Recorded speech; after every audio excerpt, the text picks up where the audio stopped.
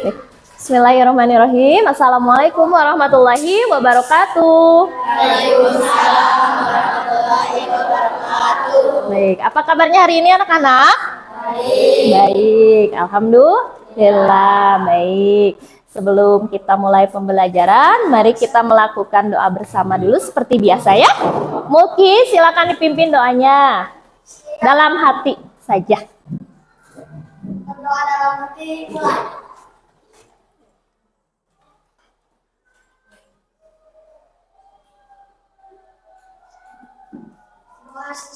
Ya, baik. Semoga apa yang kita doakan terkabul oleh Allah Subhanahu wa Ta'ala. Terima kasih Muki sudah memimpin doa. Baik, selanjutnya coba lihat teman kalian ada yang tidak hadir hari ini? Lihat kiri kanan. Ada ya? Ada siapa? Siapa? Perempuan? Ada yang tidak hadir? Ini baik, Ini kenapa?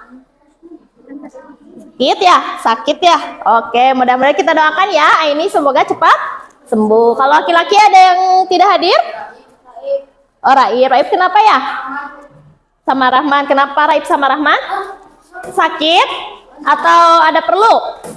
Ada perlu ya. Semoga urusannya diperlancar oleh Allah Subhanahu wa Ta'ala. Yang sakit semoga segera sembuh. Baik, terima kasih.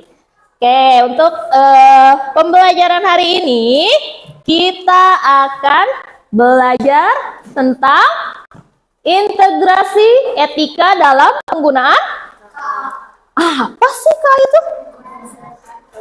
Apa ya? Wih, hebat katanya Kak itu kecerdasan artifisial ya. Sebelum berlanjut, mari kita menyanyikan lagu kebangsaan terlebih dahulu. Agar supaya apa ya kalau misalnya menyanyikan lagu kebangsaan itu sebelum belajar, ada yang tahu? Hebat, semangat. Apalagi? Ada yang tahu? Agar menambah kecintaan kita terhadap Indonesia. Hebat, luar biasa. Baik. Hafal ya lagu ini ya. Hafal lagu Garuda Pancasila. Siap, kita nyanyi bersama-sama. Ada yang bisa memimpin di depan? Coba. Akila, pimpin di depan ya. Ayo, Akila, maju ke depan yuk. Kita pimpin bernyanyi bersama-sama di sini. Di sini ya, di depan ya. Lihatnya ke sana. Siap.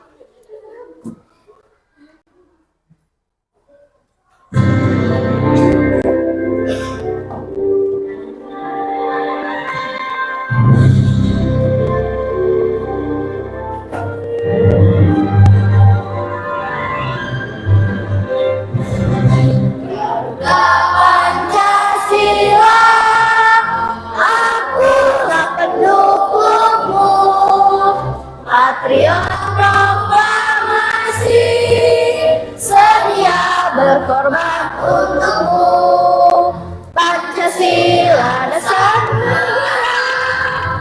rakyat adil makmur sentosa, pribadi bangsaku. Ayo maju, maju, ayo maju, maju, ayo maju, maju. Dah ya. Baik, terima kasih Akila sudah memimpin lagu. Baik, selanjutnya sebelum kita mulai ke pembelajaran, Ibu akan menanyakan beberapa hal. Baik, sebentar ya. Ibu tampilkan dulu.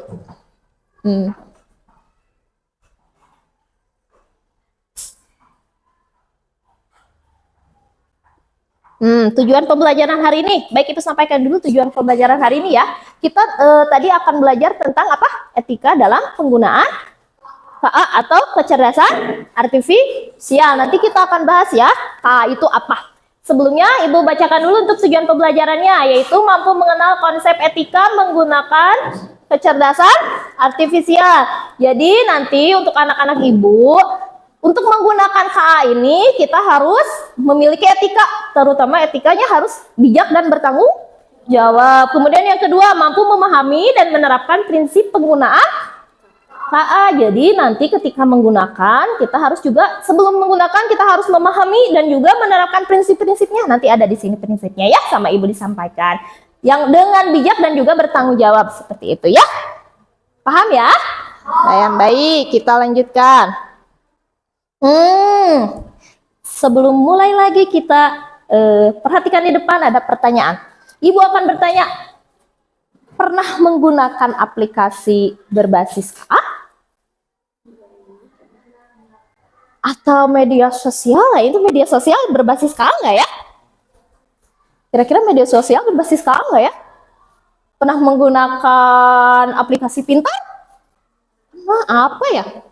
Katanya aplikasi tersebut pernah salah dalam memberikan jawaban. Pernah kalian bertanya sama Mbah Google? Oh, pernah. Jawabannya pernah salah atau betul semua? Oh, pernah salah. Pernah bertanya apa? Aku makan apa hari ini? Gitu. Jawabannya salah nggak sih? Oh, salah. Ya, betul. Kalau misalnya Google nanya, Google coba tebak aku makan apa hari ini? Ada kemungkinan Google-nya salah jawab ya. Betul. Jadi kalau enggak misalnya kalian sama Ibu diberikan PR, jawabannya pernah salah nggak? Pernah. Oh, tidak. Kagak diperiksa. Diperiksa lagi. Jadi kalau menggunakan KA itu, ketika menggunakan KA harus bijak. Salah satunya ketika diberikan jawaban harus diperiksa kembali. Seperti itu ya. Karena KA itu tidak mutlak benar. Seperti itu ya. Baik, lanjut. Nah, lanjut seperti tadi. Ibu, KA itu apa sih? Nah, KA ini di sini nih. KA itu adalah teknologi yang membantu komputer belajar dari pengalaman dan melakukan tugas tanpa selalu perlu diperintah oleh manusia secara langsung. Seperti itu ya, saking cerdasnya komputer, saking cerdasnya KA itu, bahkan dia bisa mengumpulkan berbagai pengalaman dan kemudian dia bisa melakukan berbagai tugas yang kita perintahkan. Ya, bahkan kadang tidak diperintah juga dia lakukan sendiri. Seperti itu ya. Begitulah KA. Baik, lanjut. Apakah KA itu bermanfaat tidak untuk kalian? Untuk kita semua? Oh, bermanfaat. Penting tidak? Penting tidak? Penting, penting. Apalagi kita seorang pelajar. Katanya nih, pentingnya KA di abad 21. Kemudian kecerdasan artifisial atau AI sudah menjadi bagian dari kehidupan kita sehari-hari. Nah, ada Google Translate. Pernahkah kalian kesulitan untuk mentranslatekan sebuah, misalnya pelajaran bahasa Inggris? Pernah? Apa yang kalian gunakan? Google Translate. Hebat, pinter. Berarti kalian udah ada inisiatif menggunakan kecerdasan artifisial atau AI. Gak apa-apa, dimanfaatkan asal harus bijak dan jujur. Seperti itu ya. Google Translate itu bisa digunakan ketika kita kesulitan untuk mentranslatekan sebuah bahasa. Contoh bahasa Inggris dan lain sebagainya ya. Kemudian ada nih chatbot, katanya untuk apa Bu ini? Google Assistant. Ini bisa digunakan ketika kalian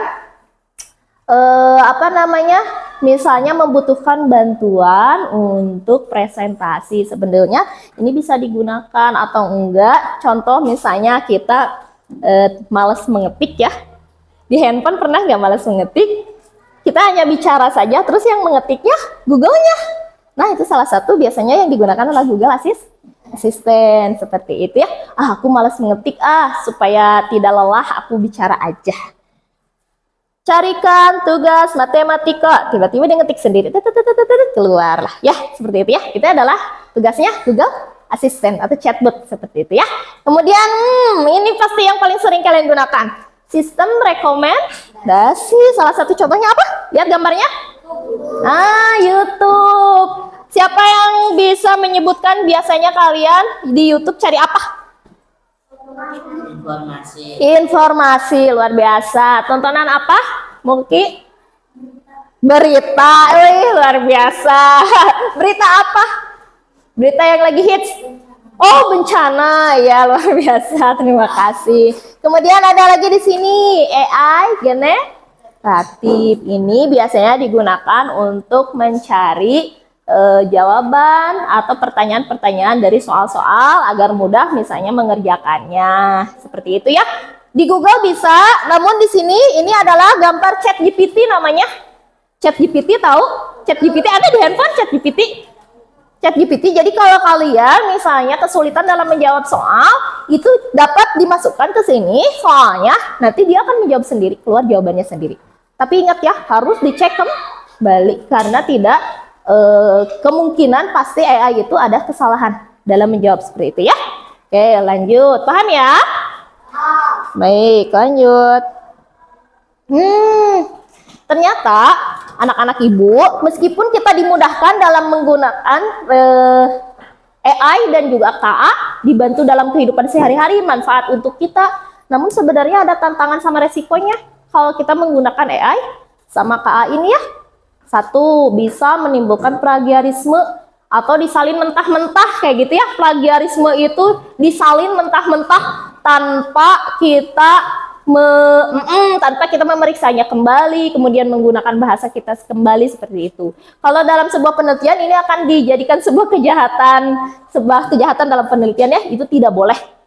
Ya, tidak boleh karena mengutip tulisan orang lain tanpa kita tahu siapa mengutipnya itu adalah sebuah kejahatan, itu tidak boleh ya, kecuali kita cantumkan siapa yang berbicaranya atau menulisnya seperti itu ya. Kemudian disalin mentah-mentah seperti tadi, tidak dibaca taunya tidak nyambung ya, tidak boleh disalin mentah-mentah, harus diperiksa dahulu. Kemudian yang kedua, resiko bias dalam data ya, seperti tadi bias itu tidak jelas ya.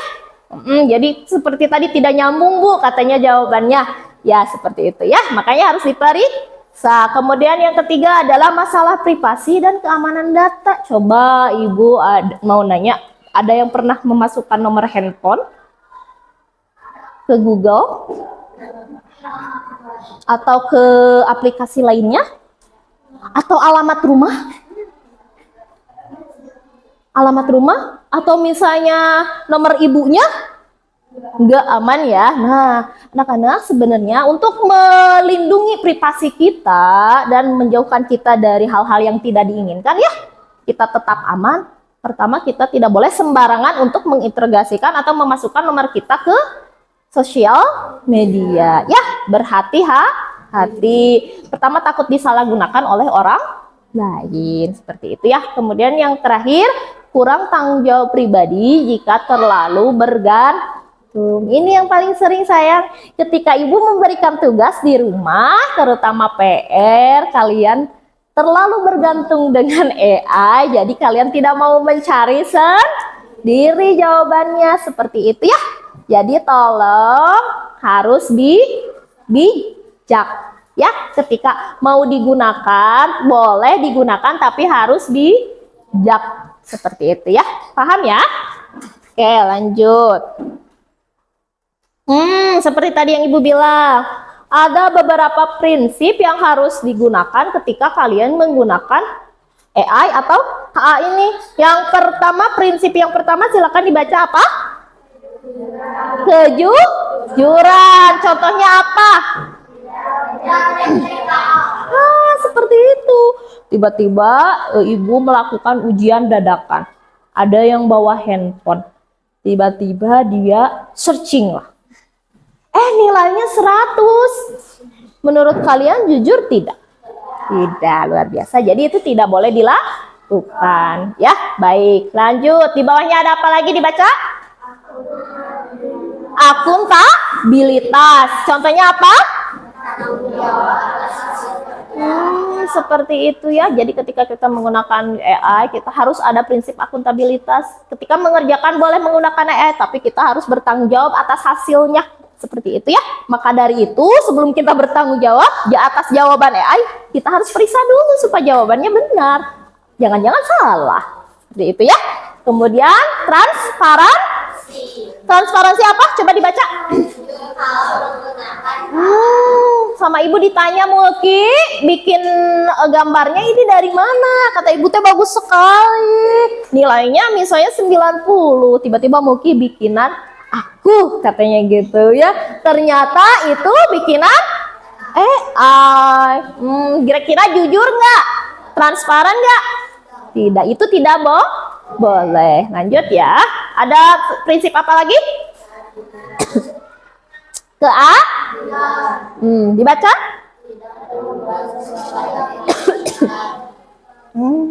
Kalau temannya menggunakan AI, kemudian kalian nilainya besar, sedangkan teman yang lainnya tidak menggunakan AI, itu dirugikan nggak teman yang tidak menggunakan AI? Yang tidak menggunakan AI, rugilah ya.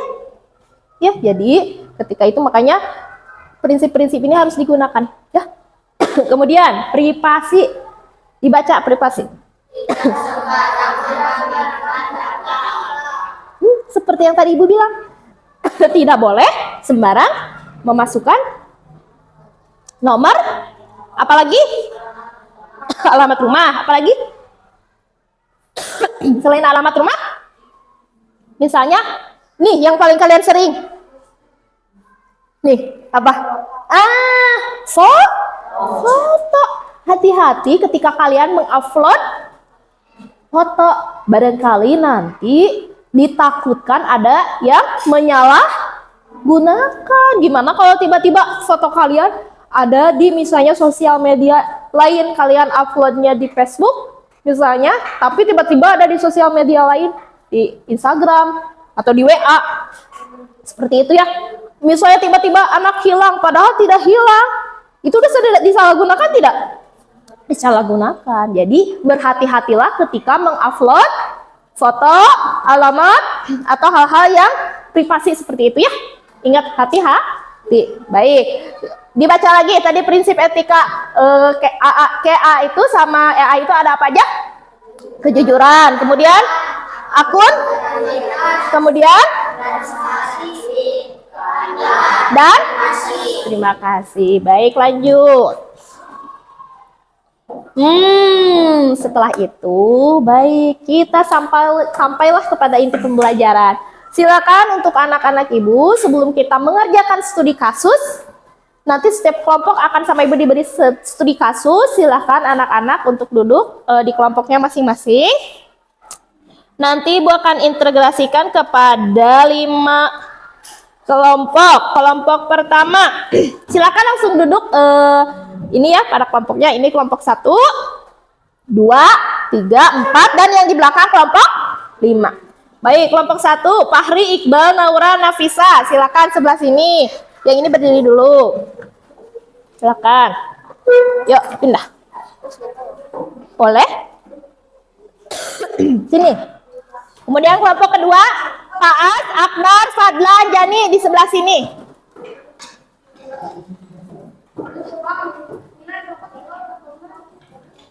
Sok sebelah sini. Yang kelompok 3, Mulki, Ramdan, Adelia, Vanija sebelah sini.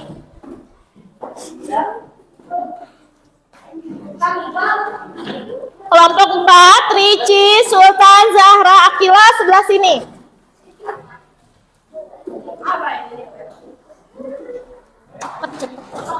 Hati-hati ya, hati-hati ya.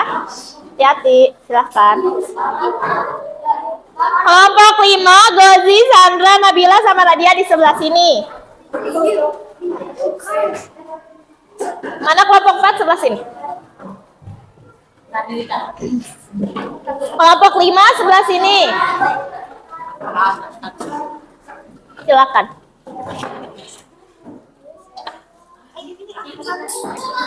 Sebelah sini di depan. Ya.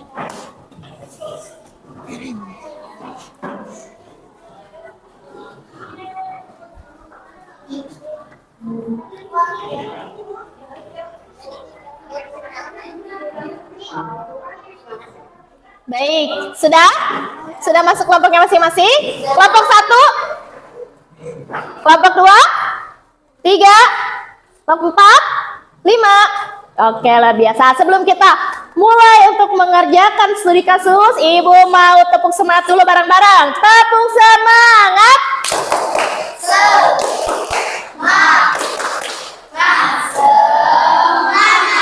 Terima kasih. Baik, ini untuk LKPD kelompok 1.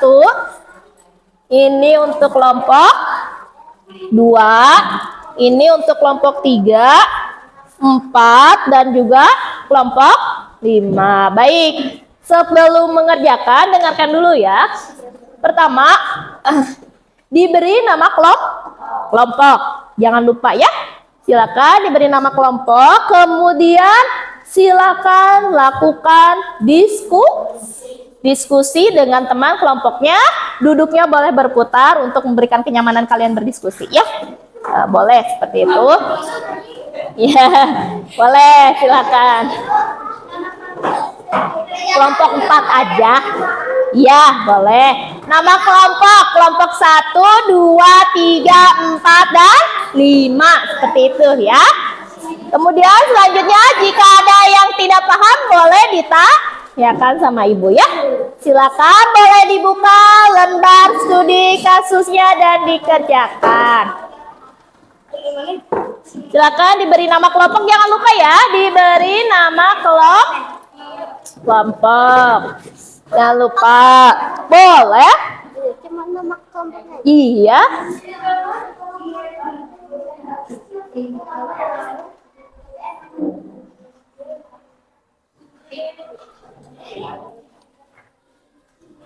Silakan boleh langsung dibaca dan dikerjakan instruksinya.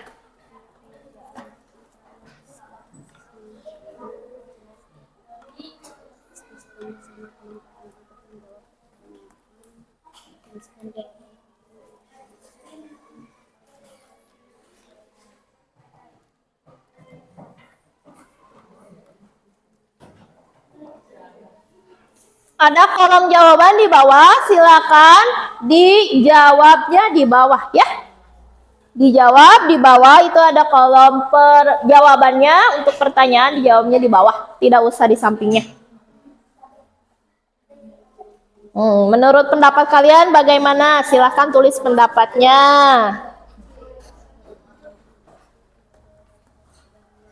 Silakan berdiskusi. Tadi transparan apa tadi? Tadi transparan apa? Nah, apa? Jujur kalau menggunakan AI atau KA, ya?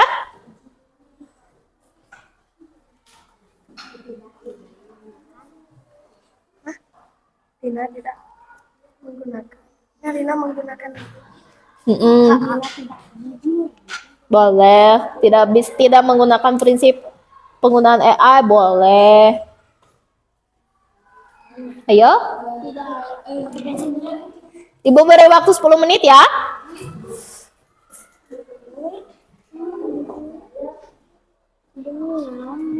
Ayo, dibaca. Ayo, gampang. Pasti bisa. Dia jujur. Iya, luar biasa. Ayo, analisis kasusnya. Kalau masih ada yang belum paham, boleh ditanyakan. Sudah, kelompok 1? Jawabannya di sini, nomor 1, nomor 2.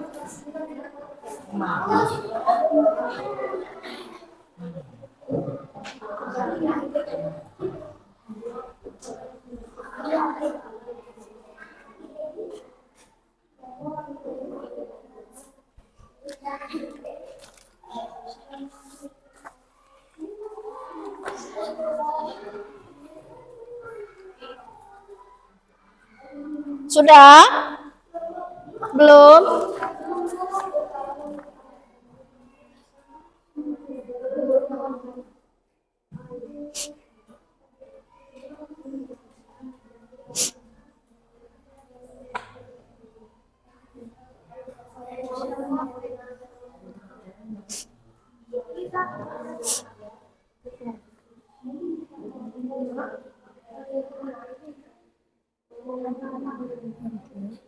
Dia tidak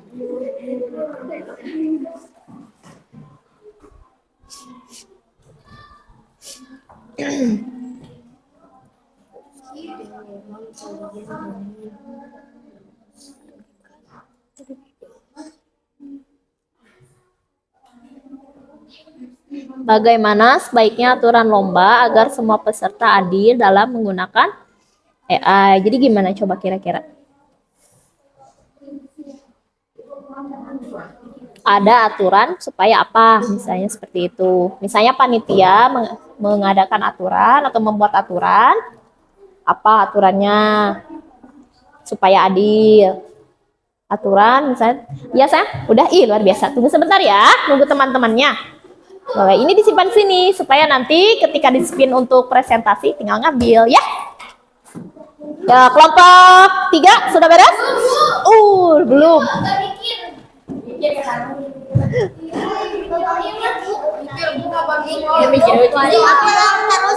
Oke, dah. Dah beres?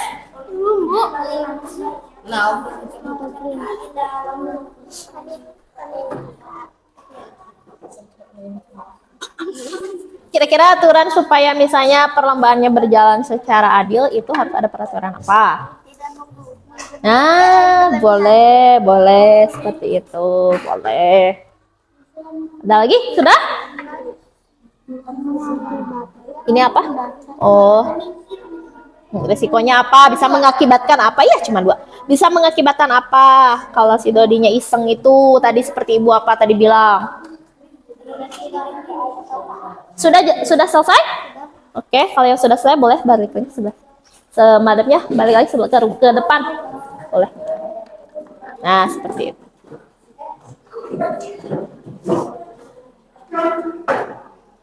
Ini simpan sini supaya nanti ketika kita presentasi, ada kelompok yang presentasi, mudah diambil, ya. Kelompok 1 sudah selesai?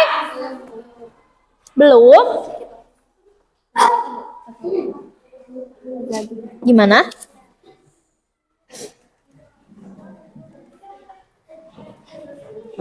Bisa begini. Bisa. Boleh, luar biasa. Jadi bagaimana seharusnya Siti bersikap terhadap hasil karyanya kalau misalnya karyanya itu AI yang buat?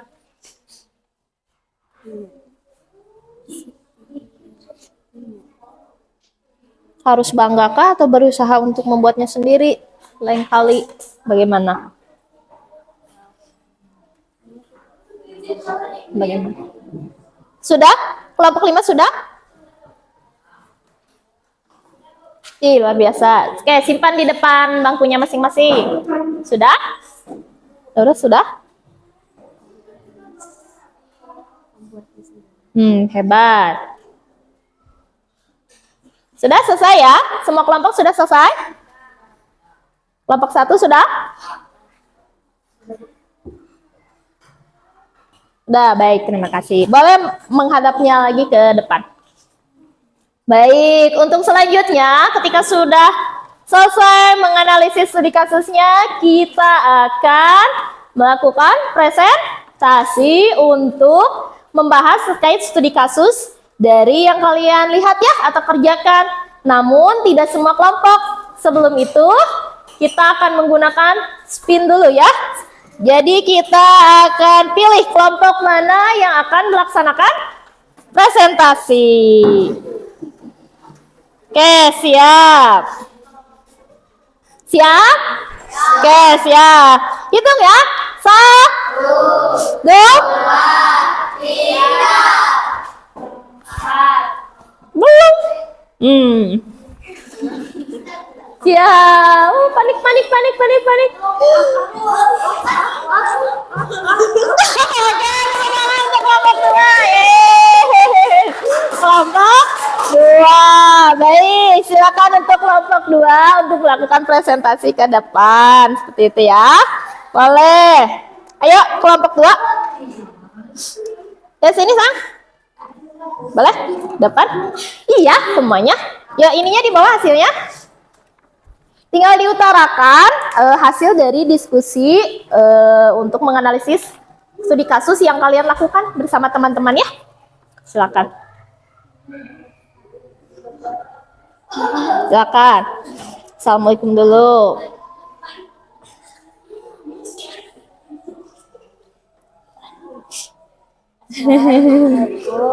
warahmatullahi wabarakatuh. Waalaikumsalam warahmatullahi.